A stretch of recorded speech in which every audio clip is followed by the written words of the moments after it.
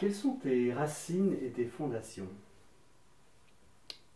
Mes racines, j'ai des origines espagnoles, une famille espagnole et j'ai de la famille en Suisse aussi. Et c'est vrai que sans eux, je n'aurais jamais pu accomplir tout ce que j'ai accompli aussi aujourd'hui. J'ai aussi mon mari qui me soutient énormément, qui prend une énorme place dans ma vie aujourd'hui et qui a été là aussi parce que des fois quand on n'est pas soutenu, la famille c'est bien mais c'est vrai que son conjoint c'est encore mieux des fois quand on veut atteindre ses objectifs et lui il me soutient au quotidien. Donc c'est vrai que c'est grâce aussi à lui beaucoup tout ça. Comment s'appelle ton homme? Benjamin. Donc tes origines espagnoles, ça remonte à loin? Non, ma mère. Ma mère ses parents sont nés en Espagne. Donc du coup ils ont vécu en Espagne et après ils ont dû avec la guerre des Espagnols, ils ont dû venir en France. Et du coup ma mère a vécu à Sète avec ses sœurs, ses frères et sœurs. Et j'ai toujours vécu à Sète et j'ai rencontré un Mézois. Donc je suis venue sur Metz.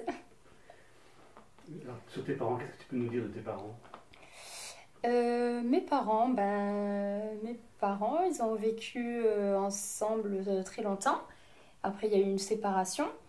Ma mère vit toujours par ici et mon père est allé rejoindre toute ma famille en Suisse. Donc, du coup, ils sont un peu partagés, mais il revient bientôt parmi nous. Il fait son retour ici. Donc, voilà. Est-ce que ton père est suisse? Non, mon père est d'origine aussi sétoise, mais par le biais d'opportunités par rapport au travail, sa sœur est partie vivre en Suisse et petit à petit la famille a suivi et le dernier c'était mon père. Qu'est-ce qu'ils font comme profession, tes parents? Alors, ma mère est secrétaire médicale depuis des années et mon père il était chauffeur poids lourd et quand il est parti en Suisse, après il est devenu directeur général du service technique d'une clinique. Pardon. Quand tu dis qu'il va revenir, c'est parce que c'est professionnellement ou c'est familialement? Les deux. Les deux, ça va surtout familialement parce que maintenant que j'ai eu mon fils, bah forcément il grandit et je pense qu'il ressent maintenant un manque. Donc du coup, malgré que nous on y soit, bon, on y aille beaucoup en Suisse, mais c'est vrai que c'est pas pareil. Là on peut se voir plus facilement s'il est par ici. Et il s'entend merveilleusement bien avec mon conjoint, encore plus que moi. Donc du coup, non, c'est vrai que tout ça lui manque.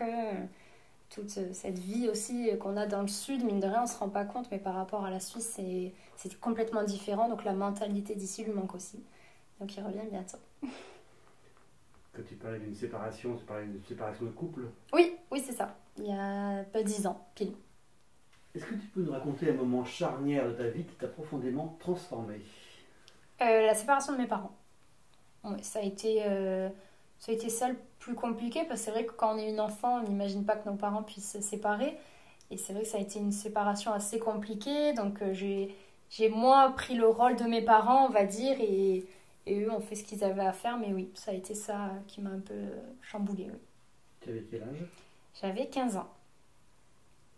Donc c'est l'âge où on comprend les choses en plus. Je pense que il n'y a pas de séparation plus facile que d'autres, hein, mais je pense que quand on est plus jeune, on peut le comprendre plus facilement en tant qu'enfant que quand on a 15-16 ans. C'est vrai qu'on se rend compte de la méchanceté que peut avoir une personne ou de la jalousie.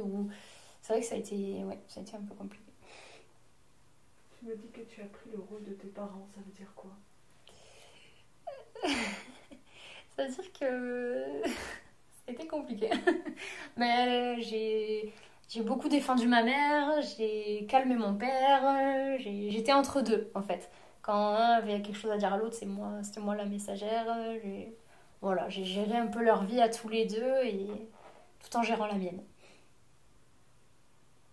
Donc si je comprends bien, tu as dû faire le tampon et tu as dû être la médiatrice entre tes parents. C'est ça, exactement, oui. Pendant quelques années. Comment t'as fait nourrir cette expérience? J'ai vu des choses et j'ai été en rapport avec des choses que je n'aurais pas dû être à mon âge. Donc ça m'a fait beaucoup évoluer. J'ai dû gérer des situations d'adultes alors que j'avais que 15 ans et j'aurais peut-être dû pas voir des choses que j'ai vues. Et c'est ça qui m'ont fait mûrir sur la vie de tous les jours et qui m'ont ouvert les yeux sur beaucoup de choses. Et c'est ce qui font que je suis aujourd'hui.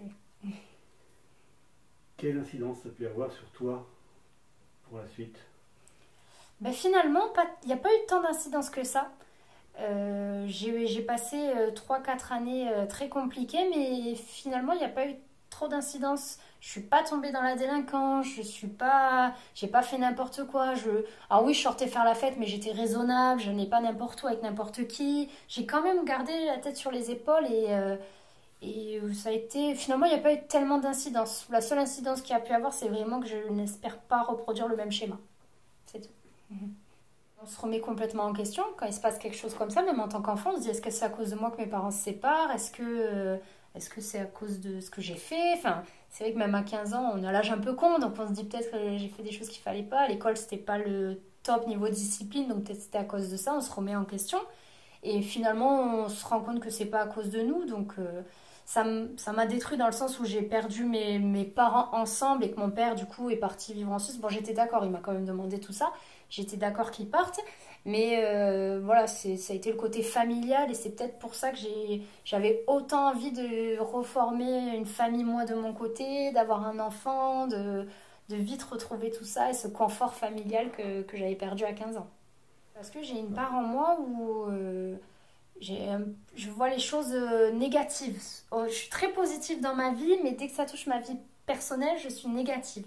J'arrive pas à... Alors, est-ce que c'est lié ou pas, je sais pas. Mais oui, et du coup j'ai des soucis maintenant. Par exemple, la nuit, je fais des grosses angoisses de nuit.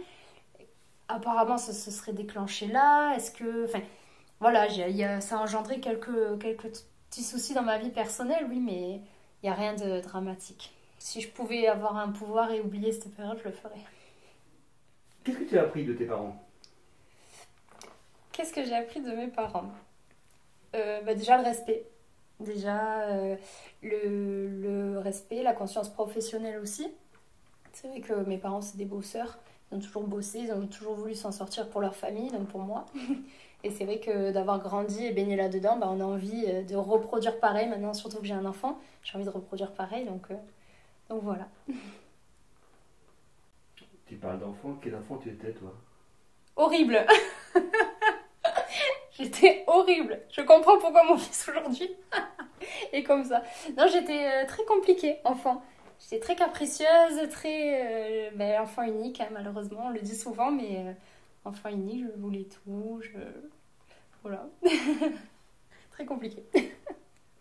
Est-ce que ce manque de frères et sœurs, ça a une incidence sur ta vie? Je pense, oui. Je pense parce que je l'ai demandé plusieurs fois à mes parents. Après, j'ai 3 cousins avec qui on est vraiment liés. On est vraiment comme si on était des frères et sœurs. Nos parents ont toujours fait tout pour qu'on soit comme ça. Mais je pense, oui, que le fait d'avoir été fille unique m'a un petit peu manqué dans ma vie de tous les jours. D'avoir un repère. On dit souvent quand on a un frère ou une sœur, on a un repère aussi que les enfants uniques ne comprennent pas. Donc du coup, c'est vrai. Je pense que c'est vrai.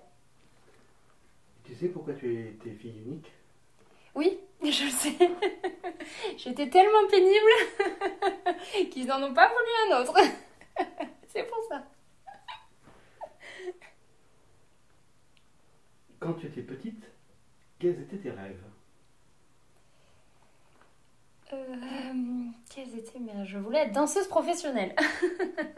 C'était un rêve, je ne sais pas pourquoi. J'ai toujours aimé la danse, j'ai fait de la danse pendant des années et je voulais être danseuse professionnelle.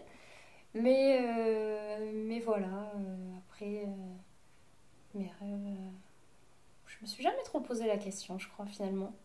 Enfant, non. J'ai ce souvenir de vouloir absolument être danseuse, danser avec les stars et tout ça, mais sinon, non, je me suis jamais trop posé la question. Tu suivais les cours de danse à 7, c'est ça? Oui, exactement, oui. Dans jusqu'à mes 16 ans.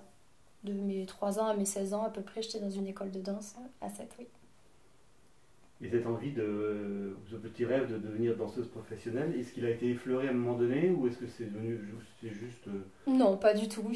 Moi, quand on faisait des galas, donc quand j'étais sur scène, je croyais que j'étais Beyoncé, mais sinon, non, pas du tout. En grandissant, je me suis rendu compte que c'était pas mes objectifs principaux.